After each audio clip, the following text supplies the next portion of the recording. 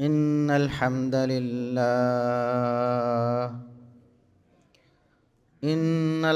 لله نحمده ونستعينه ونستغفره ونعوذ بالله من شرور أنفسنا ومن سيئات أعمالنا.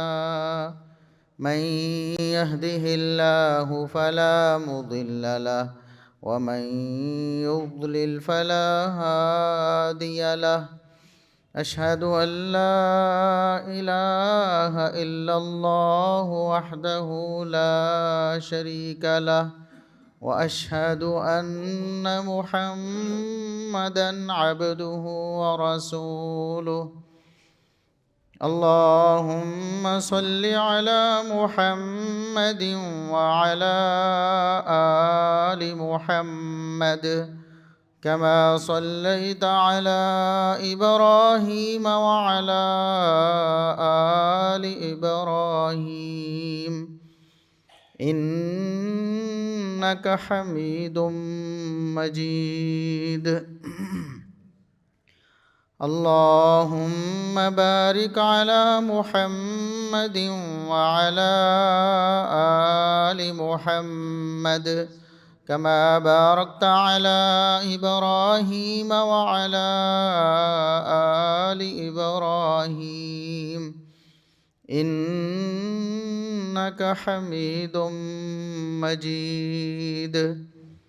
أما بعد فيا أيها الناس، ألا إن خير الحديث كتاب الله وخير الهدي هدي محمد صلى الله عليه وسلم وشر الأمور محدثاتها وكل محدثة بدعة وكل بدعة ضلالة. أعوذ بالله السميع العليم من الشيطان الرجيم من همزه ونفخه ونفثه. بسم الله الرحمن الرحيم.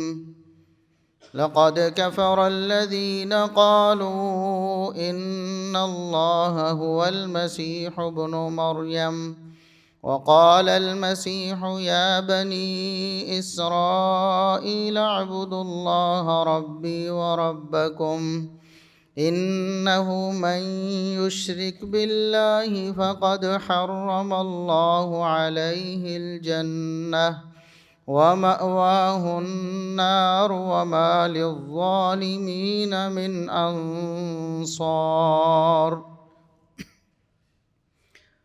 انتہائی قابل احترام بزرگوں، عزیز نوجوان ساتھیوں، مکرمات، معززات اسلامی ماں اور بہنوں، ہر قسم کی حمد و ثنا، تعریف و تمجید، کبریائی، بڑائی، رفعت و عظمت اللہ رب العزت کے لیے جو پوری کائنات کا خالق و مالک ہے. بے شمار، لا تعداد، بے حد و حساب درود و سلام پیغمبر آخر الزماں، محسن انسانیت، محسن کائنات جناب محمد الرسول اللہ صلی اللہ علیہ وسلم کی ذات اقدس پر. دسمبر کا مہینہ جا رہا ہے. پوری دنیا میں عیسائی کمیونٹی کرسمس منانے کی تیاری کر رہی ہے. کرسمس کیا ہے؟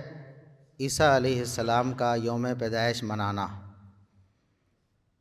جس طرح ہمارے کچھ مسلمان نبی کریم صلی اللہ علیہ وسلم کا یوم پیدائش مناتے ہیں ربیع الاول میں، تو عیسائی دسمبر میں 25 دسمبر کو کرسمس کے نام پہ ایک تہوار مناتے ہیں.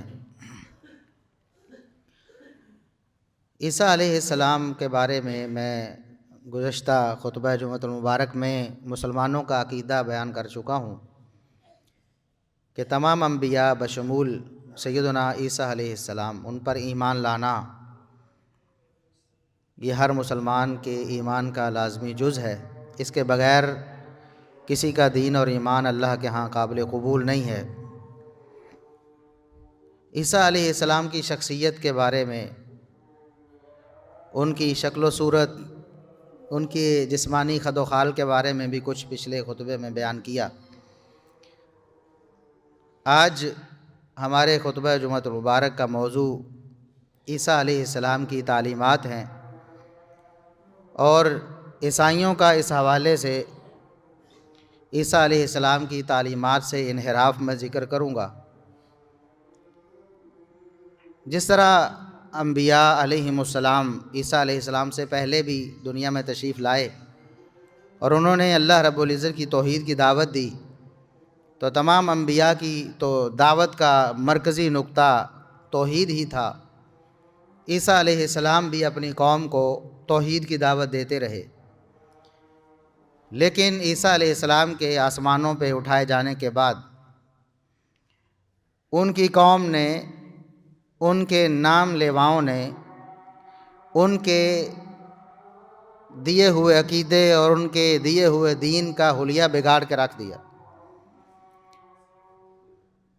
نہ صرف عمل کرنے سے عملاً انکار کر دیا، بلکہ ان پر نازل ہونے والی وحی کو، اللہ رب العزت کی کتاب کو بدل کے رکھ دیا،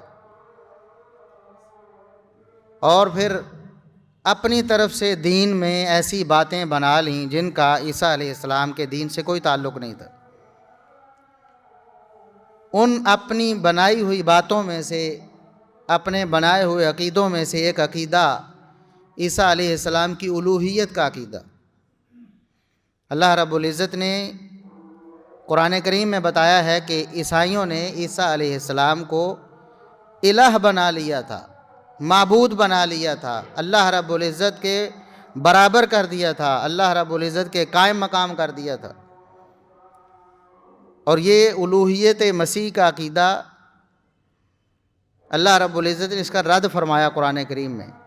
لقد کفر الذین قالوا ان اللہ هو المسیح ابن مریم، وہ لوگ کافر ہو گئے، اللہ کے دین کے انکاری ہو گئے، اللہ رب العزت کی تعلیمات کو جھٹلانے لگے، جنہوں نے عیسیٰ علیہ السلام کی الوہیت کا دعویٰ کیا، جنہوں نے کہا کہ عیسیٰ علیہ السلام اللہ ہی ہیں، عیسیٰ علیہ السلام کو معبود بنا لیا، ان کی عبادت کرنے لگے، ان کی شان اور مقام میں اس قدر غلو کیا کہ ان کو اللہ بنا دیا۔ اور اس غلو سے محمد الرسول اللہ صلی اللہ علیہ وسلم نے اپنی امت کو روکا ہے۔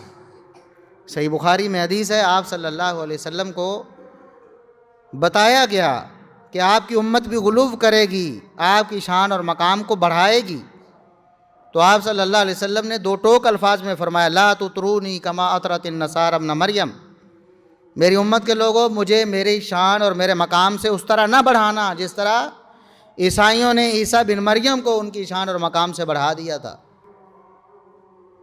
میری شان اور میرا مقام اصل یہ ہے، میں اللہ کا بندہ اور اس کا رسول ہوں، اس سے زیادہ الوہیت کر لے کے جانا یا میری شان میں غلو کرنا، میں اس سے تمہیں واضح طور پر منع کر رہا ہوں۔ لیکن نہ عیسائیوں نے عیسیٰ بن مریم کی مانی، اور نہ بعض مسلمانوں نے محمد الرسول اللہ صلی اللہ علیہ وسلم کو مانا۔ عیسائیوں نے عیسیٰ بن مریم کو الہ کہہ دیا، الوہیت کے مقام پہ فائز کر دیا، کبھی تثلیث کے نام پہ یہ عقیدہ دیا کہ ایک تین ہے، تین ایک ہے۔ اللہ رب العزت کے بارے میں اللہ کی توحید کا انکار کیا عقیدہ تثلیث کے ذریعے۔ عقیدہ تثلیث کیا ہے؟ یہ ایسا گورکھ دھندا ہے جو آج تک نہ کسی کو سمجھ آیا ہے، نہ قیامت تک سمجھ آنا ہے۔ اس کے بارے میں سوال کرو، عیسائی اگر اپنے پادریوں سے سوال کریں، ان کو روک دیتے ہیں، جھڑک دیتے ہیں، خبردار تمہیں کوئی حق نہیں ہے، بس چپ کر کے اس عقیدے کو مان لو، یہ عقیدہ برحق ہے۔ اس کے بارے میں سوال کرو گے کہ عیسیٰ علیہ السلام مخلوق ہو کر خالق کیسے بن گئے، ایک تین کیسے ہو سکتا ہے، تین ایک کیسے ہو سکتا ہے؟ اگر ایسا سوال کرو گے، وہ کہیں گے کہ تم اپنے دین سے پھر رہے ہو، تمہیں ایسے سوال کی اجازت نہیں۔ اور بالکل اس سے بھی بدترین عقیدہ بعض مسلمانوں نے بنا لیا، جس کو وحدت الوجود کا نام دیا جاتا ہے۔ دیکھیں، تثلیث کا مطلب ہے تین الہ ہیں، یا اللہ رب العزت کی ذات تین میں بٹ چکی ہے، یہ عقیدہ تثلیث ہے، جبکہ عقیدہ وحدت الوجود جو بعض مسلمانوں کے ایمان کا حصہ ہے اور اس کو مانتے ہیں لیکن اس کی تشریح نہیں کر سکتے، کتابوں میں لکھا ہے واضح طور پر، اور معذرت کے ساتھ صرف دعوت اصلاح اور دعوت فکر مقصود ہے۔ ہمارے دیوبندی بھائیوں کا بھی عقیدہ ہے، ہمارے بریلوی بھائیوں کا بھی عقیدہ ہے، اور اہل تشیع کا عقیدہ، مرزائیوں کا بھی عقیدہ ہے۔ اس کائنات میں صرف اہل الحدیث ایسے لوگ ہیں اللہ کے فضل و کرم سے جن کا عقیدہ توحید بالکل کتاب و سنت کے مطابق ہے، اور اس میں ایک ذرہ برابر بھی شرک موجود نہیں۔ وحدت الوجود کا عقیدہ ہمارے مسلمانوں کی اکثریت کے ایمان میں شامل ہے اور باقاعدہ طور پر کتابوں میں لکھا گیا ہے۔ ہمارے بریلوی بھائی تو اور آگے ہیں نا، میں ہمارے دیوبندی احباب کی بات کرتا ہوں، ان کے علماء نے لکھا ہے کہ عقیدہ وحدت الوجود یہ حق ہے، اس پر ایمان لانا لازم ہے اور اس کو چھپانا بھی واجب ہے۔ یعنی ایسے لوگوں کو بتاؤ گے تو سوال کریں گے، پوچھیں گے، اور پھر تم اس کی وضاحت نہیں کر پاؤ گے، پریشان ہو جاؤ گے، اور ہو سکتا ہے تم کہو غلط ہے، ہم پیچھے ہٹتے۔ اس لیے اس کو چھپا کے رکھو لیکن ایمان ضرور رکھو۔ وحدت الوجود کیا ہے؟ یہ عقیدہ تثلیث سے بدترین عقیدہ کیوں ہے؟ اس لیے کہ یہاں تین کو ایک کہا گیا اور یہاں پوری کائنات کو ایک کہا جا رہا ہے۔ وحدت الوجود کا مطلب ہے پوری کائنات میں جتنے بھی وجود ہیں وہ ایک اللہ رب العزت کے وجود ہیں، نعوذ باللہ سبحانہ۔ یعنی اللہ رب العزت کے علاوہ دنیا میں کسی چیز کا وجود، کائنات میں کچھ بھی نہیں اللہ کے سوا۔ کیا مطلب ہوا؟ دنیا میں جو بھی آپ کو نظر آتا ہے، آپ خود بھی اور جو بھی ہے، سب اللہ ہے۔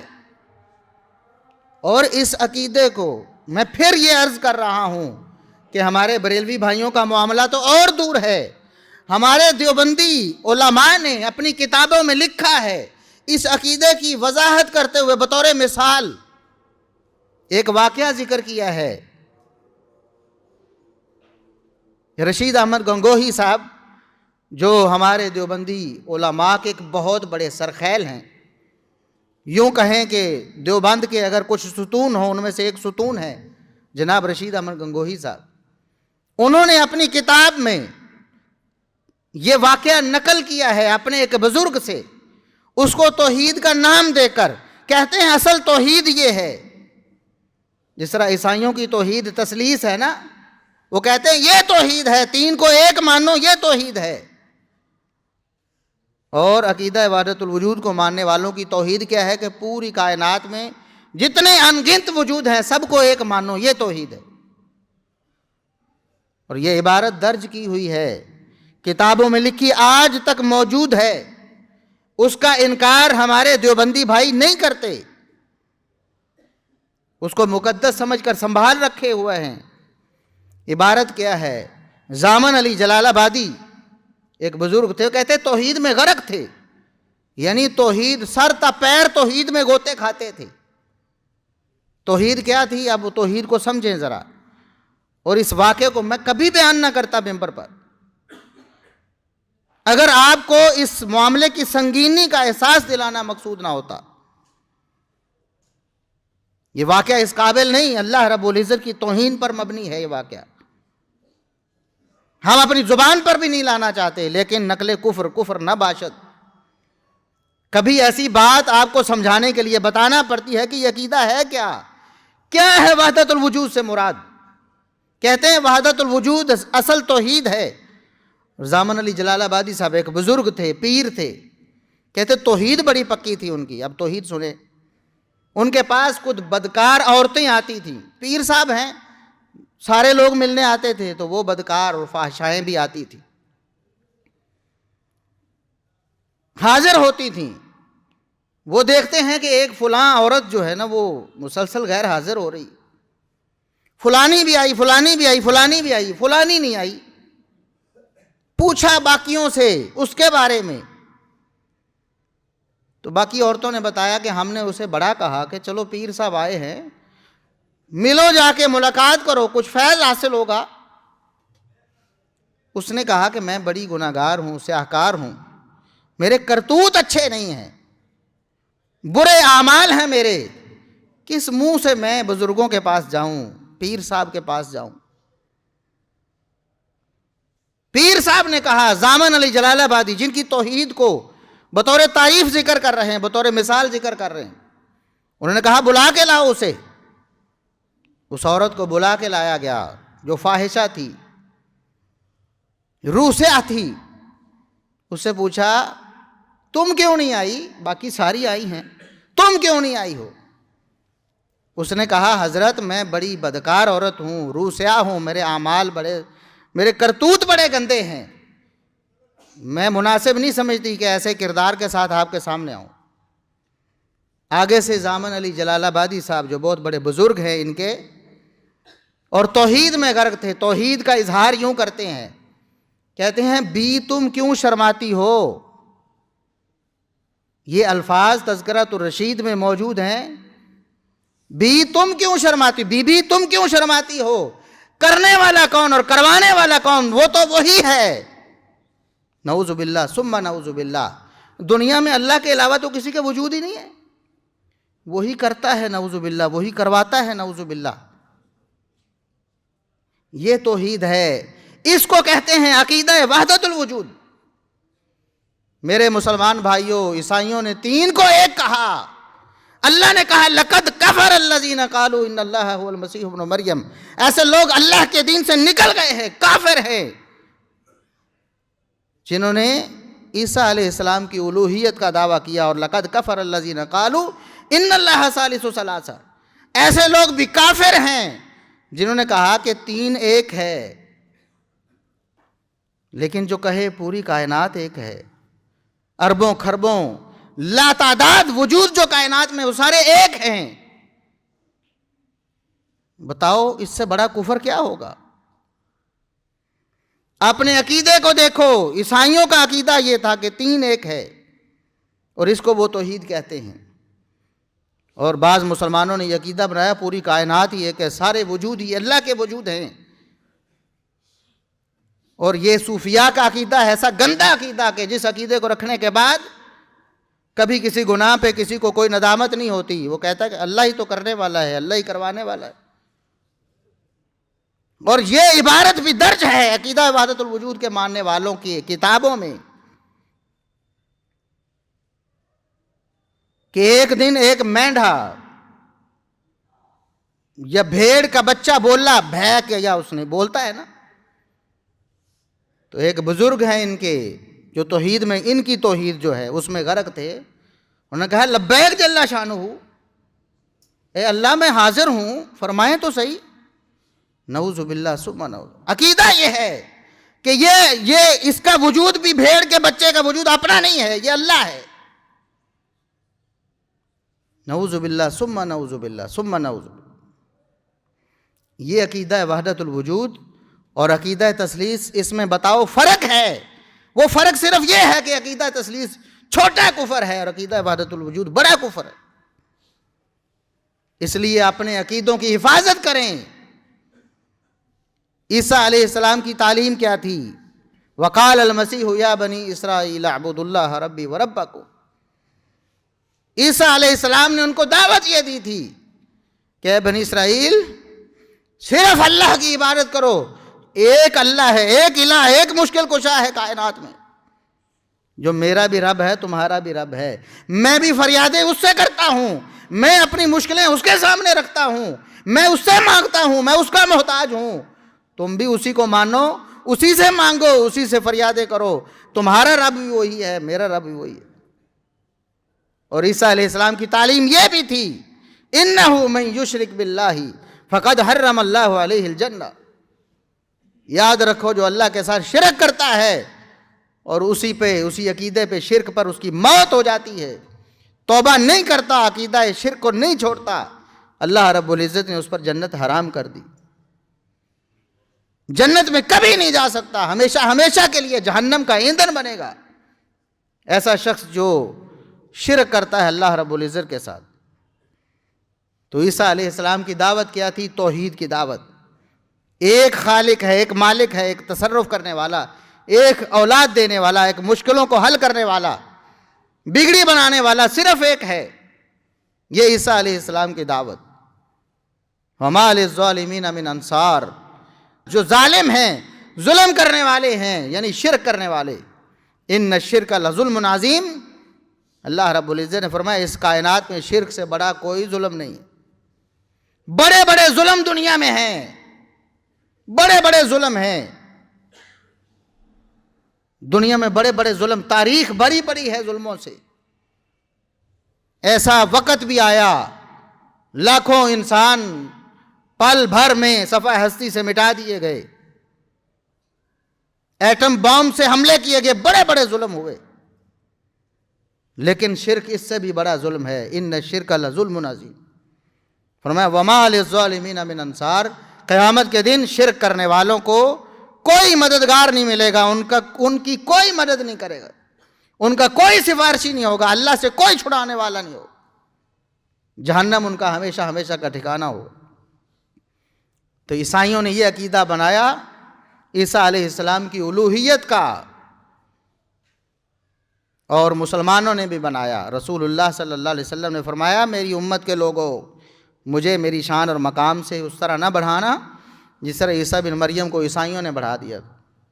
آج جب ہم کہتے ہیں غلو نہ کرو، انبیاء کو انبیاء کے مقام پہ رکھو، اولیاء کو اولیاء کے مقام پہ رکھو، تو کہتے ہیں کہ ان کو نبی کی تعریف نہیں اچھی لگتی، ان کو ولیوں کا مقام نہیں اچھا لگتا،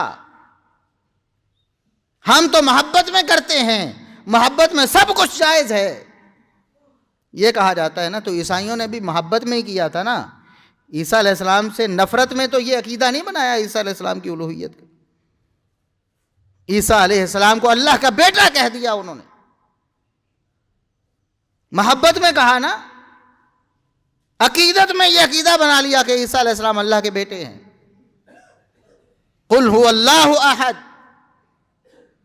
ہماری توحید کا محور وہ سورہ اخلاص ہے جس میں اللہ رب العزت نے توحید بیان کی، اور اے نبی اعلان کر دیجئے اللہ صرف ایک ہے، صرف ایک ہے، دو تین یا زیادہ اللہ نہیں ہو سکتے، اللہ صرف ایک ہے، نہ اللہ کے کوئی جز اور ٹکڑے ہو سکتے ہیں، ایک ہی وجود ہے خالق کا، باقی سب مخلوق ہیں، خالق ہے باقی سب اللہ سے جدا ہیں، سب مخلوق ہیں اللہ کے بنائے ہوئے ہیں اور اللہ کے محتاج ہیں۔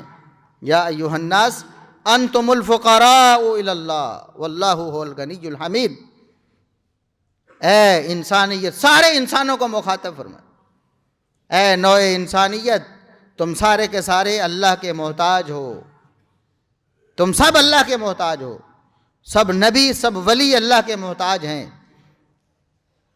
اور میں یہاں ایک بات کرتا ہوں اپنے مسلمان بھائیوں کو جھنجھوڑنے کے لیے، غور و فکر کا مقام ہے۔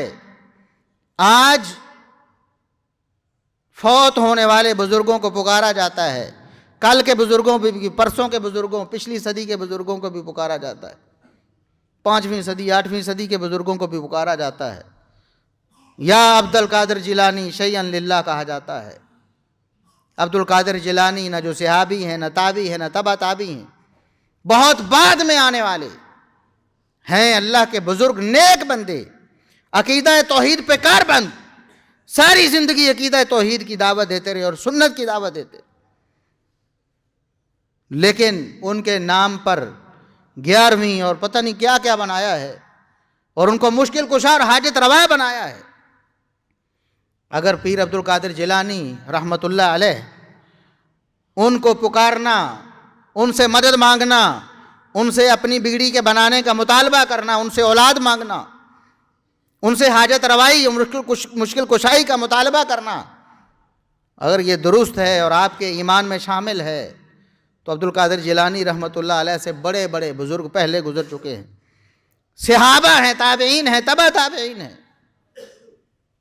صحابہ کرام میں سے تم نے صرف علی رضی اللہ عنہ کو مشکل کشا بنایا، حاجت روا بنایا، روافض کے کہنے پر، ان کی سوچ اور فکر کو فالو کرتے ہوئے، ان کے عقیدے کو اپناتے ہوئے صحابہ میں سے نہ ابو بکر نظر آئے، نہ عمر نظر آئے، عثمان نظر آئے۔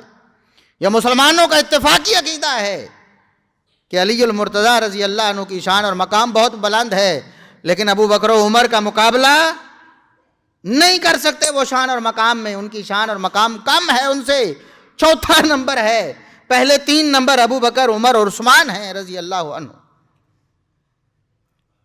اور ان کی شان اور مقام ہر اعتبار سے بلند ہے۔ ابو بکر اس امت میں سب سے پہلے نمبر پر ہیں، ورع و تقویٰ میں، ولایت میں، کرامت میں، ہر اعتبار سے ان کی شان اور مقام بلند ہے۔ تو پھر ابو بکر کو کیوں نہیں بلاتے ہو؟ ابو بکر مدد کہتے ہو کوئی؟ یا ابا بکر مدد کیوں نہیں کہتے ہو؟ اور یا علی مدد کیوں کہتے ہو؟ اس لیے رافضیوں کو خوش کرتے ہو، یا تمہارا عقیدہ وہاں سے امپورٹڈ ہے، وہاں سے امپورٹ کیا ہے، وہاں سے لیا ہے عقیدہ؟ ورنہ ابو بکر کو مدد کے لیے کیوں نہیں پکارتے ہو؟ اگر ولی مدد کرتے ہیں تو ابو بکر سے بڑا ولی اس امت میں کوئی نہیں ہے۔ انبیاء کے بعد پوری کائنات میں سب سے افضل ترین ہستی ابو بکر صدیق رضی اللہ عنہ، پھر وہ عمر بن خطاب ہیں، شیطان جن کو دیکھ کے راستہ چھوڑ کے بھاگ جاتا ہے، وہ عمر بن خطاب دوسرے نمبر پر انبیاء کے بعد شان اور مقام میں۔ یا عمر مدد کیوں نہیں کہتے ہو؟ کیوں نہیں بلاتے ہو مدد کے لیے؟ اگر ولی مدد کرتے ہیں تو عمر جیسا ولی ہے کوئی؟ ابو بکر کے بعد عمر جیسا کوئی ولی نہیں۔ پھر عثمان ہے، عثمان کو مدد کے لیے کیوں نہیں پکارتے؟ صرف علی کو رضی اللہ عنہم کیوں ایسا کرتے ہو؟ اور پھر سے اوپر جاؤ، یہ تو امتی ہے نا، ان سے بڑے ولی تو انبیاء ہیں کہ نہیں؟ انبیاء ہیں بڑے ولی کے نہیں؟ انبیاء سے بڑا ولی اس کائنات میں کوئی نہیں ہے، کیوں نہیں بلاتے ہو؟ ابراہیم علیہ السلام جد الانبیاء ہیں، محمد الرسول اللہ صلی اللہ علیہ وسلم بھی جن کے بارے میں کہتے ہیں اللہم صلی علی محمد وعلی آل محمد کما صلیت علی ابراہیم وعلی آل ابراہیم، اے اللہ محمد صلی اللہ علیہ وسلم پر، ان کی آل پر اسی طرح رحم فرما جس طرح تو نے ابراہیم علیہ السلام اور ان کی آل پر رحم فرمایا۔ ابراہیم علیہ السلام جن کے بارے میں اللہ نے اپنے نبی کو پابند کیا، خاتم الانبیاء والمرسلین کو، فرمایا واتبع ملت ابراہیم حنیفا، آپ نے بھی ابراہیم کے دین پر چلنا، یکسو ہو کر ابراہیم کے ملت کی پیروی کرنی ہے۔ وہ ابراہیم، ان کو کیوں نہیں پکارتے ہو یا ابراہیم مدد؟ نہیں سنتے ہیں کیا؟ مدد نہیں کر سکتے کیا؟ ان کے پاس طاقت نہیں ہے کیا؟ اگر آپ کے عقیدے کے مطابق فوت ہونے والوں کے پاس بڑی بڑی کرامات اور بڑے بڑے تصرف ہوتے ہیں تو ابراہیم علیہ السلام کو کیوں نہیں پکارتے؟ موسیٰ علیہ السلام کو اولو العزم پیغمبر ہیں، کیوں نہیں پکارتے ہو؟ اور عیسیٰ علیہ السلام کو کیوں نہیں پکارتے ہو؟ کہو نا یا عیسیٰ مرو۔ عیسیٰ علیہ السلام کا تو یہ بھی امتیاز ہے کہ وہ فوت ہی نہیں ہوئے، اور ہمارا عقیدہ ہے کہ عیسیٰ علیہ السلام آسمانوں پر زندہ ہیں۔ فوت شدگان کو پکارتے ہو، زندہ کو کیوں؟ وجہ کیا ہے؟ عقیدہ کہاں سے لیا ہے آپ نے؟ نہ عقل پہ پورا، نہ منطق پہ پورا، نہ کتاب و سنت پہ پورا، کہاں سے بنایا ہے یہ عقیدہ؟ کیوں نہیں کہتے ہو یا عیسیٰ مدد؟ کیا عیسائیوں سے شرم آتی ہے؟ کیوں نہیں کہتے ہو؟ لاؤ نا نعرہ، لگاؤ نعرہ، فریادیں کرو، یا عیسیٰ مدد نہیں کرتے ہو نا؟ سوچو، سمجھو، غور کرو، یہ عقیدہ کتاب و سنت کا عقیدہ نہیں ہے، یہ عقیدہ عقل والوں کا بھی عقیدہ نہیں ہے، شعور والوں کا بھی عقیدہ نہیں ہے۔ تو عیسائیوں نے عیسیٰ علیہ السلام کو پکارا، آج بھی پکارتے ہیں، ان کو الہ ماننا ہے، ان کی عبادت کرتے ہیں، اور محمد الرسول اللہ صلی اللہ علیہ وسلم نے فرمایا کہ میری امت کے لوگوں، تم نے میرے ساتھ ایسا نہیں کرنا ایسا، مجھے میری شان اور مقام سے آگے نہیں بڑھا، بلکہ کئی ایک مقامات پر، ایک موقع پر ایک بچی ہے، شوق میں، عقیدت میں، محبت میں گنگناتے ہوئے اس کی زبان سے یہ اشعار نکلے، یہ الفاظ نکلے محمد الرسول اللہ صلی اللہ علیہ وسلم کی موجودگی میں، وَفِينَا نَبِيٌّ يَعْلَمُ مَا فِي غَدٍ، ہمارے پاس ایسے نبی ہیں جن کو کل کی باتوں کا بھی پتہ ہوتا ہے۔ آج ایسی بات کرتے ہیں، ہم روکتے ہیں نا تو طرح طرح کی تعویلیں نکالتے ہیں. دیکھو جی، قیامت کے احوال نبی صلی اللہ علیہ وسلم نے نہیں بتائے، حشر کے بارے میں نہیں بتایا، تو جانتے ہوئے نا کل کی بات محمد الرسول اللہ صلی اللہ علیہ وسلم سن رہے تھے. یہ حدیث صحیح بخاری میں بھی اور باقی کتابوں میں بھی موجود ہے. آپ نے فرمایا، او بچی رک جاؤ، رک جاؤ. پہلے جو ترانے تم پڑھ رہی تھیں، اپنے آباء و اجداد جو اللہ کی راہ میں شہید ہونے والے، ان کے تذکرے کر کے جو ترانے، جہادی ترانے پڑھ رہی تھیں، پڑھتی رہو، لیکن لا تقولی ھکذا، یہ الفاظ نہیں کہنے. وفینا نبی یعلم ما فی غد، کل کی بات جاننے کا میرے بارے میں عقیدہ یہ نہیں رکھنا. تم نے یہ نہیں کہنا کہ میں کل کی بات جانتا ہوں. یہ عقیدہ محمد الرسول اللہ صلی اللہ علیہ وسلم نے دیا. اور ایک دن آپ صلی اللہ علیہ وسلم نے فرمایا، میرے صحابہ، اللہ کی رحمت مانگا کرو، اللہ کی رحمت. اللہ کی رحمت کے بغیر کوئی شخص اپنے اعمال کے ساتھ جنت میں نہیں جا سکتا. صرف اعمال کی بنا پر وہ سمجھے کہ میں نے اتنے عمل کر لیے ہیں، اب ان اعمال کی وجہ سے میں جنت میں چلا جاؤں گا، مجھے اللہ کے احسان اور رحمت کی کوئی ضرورت نہیں ہے، میں نے عمل ہی اتنے کر لیے ہیں. کوئی شخص ایسے جنت میں نہیں جا سکتا. صحابہ نے پوچھا، ولا انت یا رسول اللہ، اللہ کے رسول آپ بھی نہیں؟ فرمایا، میں محمد الرسول اللہ بھی اللہ کی رحمت کے بغیر جنت میں نہیں جا سکتا. یہ عقیدہ ہے محمد الرسول اللہ صلی اللہ علیہ وسلم کا دیا ہوا. بار بار موقع بموقع آپ صلی اللہ علیہ وسلم نے بتایا، میں اللہ کا بندہ ہوں، اللہ کے رسول ہوں، میں بشر ہوں، انسان ہوں. کافروں نے مطالبے کیے. ہمارے ہاں تو بزرگوں کو بھی پتہ نہیں، ما فوق الفطرت کچھ بنا کے پیش کیا جاتا ہے. ایسی شخصیات جن کا انسانوں سے کوئی تعلق نہیں، انسانی برادری سے ان کا کوئی تعلق نہیں ہوتا، جس طرح کے ان کے بارے میں باتیں اور داستانیں گھڑی جاتی ہیں یا نظریہ اور عقیدہ بنایا جاتا ہے. بزرگوں کے بارے میں بھی ایسا نظریہ اور عقیدہ ہوتا ہے کہ ان کو انسان نہیں سمجھا جاتا. جبکہ محمد الرسول اللہ صلی اللہ علیہ وسلم بار بار یہ بتاتے ہیں، میں اللہ کا بندہ ہوں، اللہ کا بندہ ہوں. کافروں نے مطالبہ کیا، ہم آپ پر ایمان لانے کے لیے تیار ہے، لیکن شرط یہ ہے، یہ چند ایک معجزے آپ نے دکھانے، یہ کر کے دکھانا ہے. آسمان سے آپ ہمارے سامنے کتاب لے کے اتریں،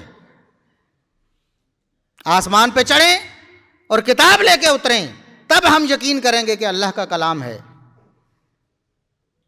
ہمیں یہاں باغ بنا کر دکھائیں، تب ہم مانیں گے آپ اللہ کے نبی اور رسول ہیں. اس طرح کے مطالبے کیے تو اللہ کے رسول صلی اللہ علیہ وسلم نے بذریعہ وحی ان کو یہ جواب دیا. قرآن نازل ہوا، اے نبی ان کو کہہ دیں، حال کنت الا بشر رسولا، یہ میرے بس کی باتیں اللہ جب چاہتا ہے کوئی معجزہ ظاہر کرتا ہے. اگر تم کہو کہ میں اپنی مرضی سے کچھ کروں، حال کنت الا بشر رسولا، میں اپنی عاجزی کا اظہار کرتا ہوں، میں ایک بشر ہوں، انسان ہوں، اللہ کا رسول ہوں، اللہ کا پیغام پہنچاتا ہوں. تم جو مطالبے کرتے ہو میرے بس میں ان کو پورا کرنا نہیں ہے. رسول اللہ صلی اللہ علیہ وسلم نے اپنی امت کو توحید کا سبق دیا. قرآن سارا کا سارا توحید پر مبنی. رسول اللہ صلی اللہ علیہ وسلم کی احادیث، آپ کی سیرت کے واقعات، آپ صلی اللہ علیہ وسلم پر آنے والی مشکلیں، مصیبتیں، آپ کے صحابہ کی شہادتیں آپ کی موجودگی میں، اور آپ کچھ نہیں کر سکے، روتے رہے، بد دعائیں کرتے رہے کافروں کے خلاف. آپ کے بس میں ہوتا، آپ قدرت رکھتے ہوتے اپنے صحابہ کو شہید نہ ہونے دیتے. آپ کی زوجہ محترمہ پر تہمت لگی، منافقوں نے ان کے کردار پر انگلی اٹھائی. محمد الرسول اللہ صلی اللہ علیہ وسلم کئی ہفتے پریشان رہے، لیکن یہ معلوم نہیں کر سکے کہ واقعی منافق سچے ہیں یا جھوٹے ہیں، سیدہ عائشہ سچی ہیں یا نہیں ہیں. بلکہ ایک دن جا کر سیدہ عائشہ سے یہ کہہ دیتے ہیں، عائشہ اگر گناہ ہو گیا ہے تو اللہ سے توبہ کر. ہائے ہائے، کلیجہ پھٹ گیا سیدہ عائشہ صدیقہ رضی اللہ عنہا۔ وہ نبی جو فرماتے ہیں لوگوں تم میں سے سب سے بہتر وہ ہے جو اپنی بیوی کے لیے سب سے بہتر، میں پوری کائنات میں سے سب سے بڑھ کر اپنی بیویوں کے لیے اچھا ہوں۔ وہ نبی اپنی بیوی کو تکلیف اور دکھ میں ڈالتے، کیسے ڈالتے؟ لیکن پتہ نہیں ہے، اتنے دن گزر گئے وحی بھی نہیں آئی۔ پریشان ہو کر سیدہ عائشہ سے یہ کہہ دیتے ہیں، اور سیدہ عائشہ کہتی ہیں میرا کلیجہ پھٹ گیا، پہلے میں روئی جا رہی تھی اتنے دن سے، میرا سارا رونا، میرا آنسو ہی خشک ہو گئے، میرا گویا کہ کلیجہ پھٹ گیا۔ پھر بعد میں اللہ رب العزت نے وحی نازل فرمائی کہ نبی سیدہ عائشہ سچی ہیں، یہ منافق جھوٹے ہیں، اللہ ان کی براءت کا اعلان کر رہا ہے۔ یہ سبق ہمیں دیا ہے نبی کی سیرت نے بھی، اور ہم نے آج کیا عقیدہ بنا لیا ہے، ہم عیسائیوں سے بھی آگے نکلنے کی کوشش کر رہے ہیں۔ ہم کہتے ہیں عیسائیوں تم نے یہ کہا ہے، ہم اپنے نبی کے بارے میں اس سے بڑھ کر کہیں۔ اور آپ عیسائیوں کے عقیدے کے مکلف نہیں ہیں، آپ کتاب و سنت کے مکلف ہیں۔ آپ کو اللہ رب العزت نے کتاب و سنت کا پابند بنایا۔ اللہ سے دعا ہے کہ اللہ رب العزت عیسائی لوگوں کو بھی ہدایت دے، عیسیٰ علیہ السلام کی جو صحیح تعلیمات ہیں رسول اللہ صلی اللہ علیہ وسلم کی آمد کے بارے میں، عقیدہ توحید کے بارے میں، وہ ان کو قبول کریں، اور مسلمانوں کو بھی اللہ رب العزت ہدایت دے کہ محمد الرسول اللہ صلی اللہ علیہ وسلم کا لایا ہوا سچا اور خالص دین وہ اپنائیں، اور کتاب و سنت کے مطابق اپنے عقائد کو استوار کریں۔ وآخر دعوانا ان الحمد للہ رب العالمین۔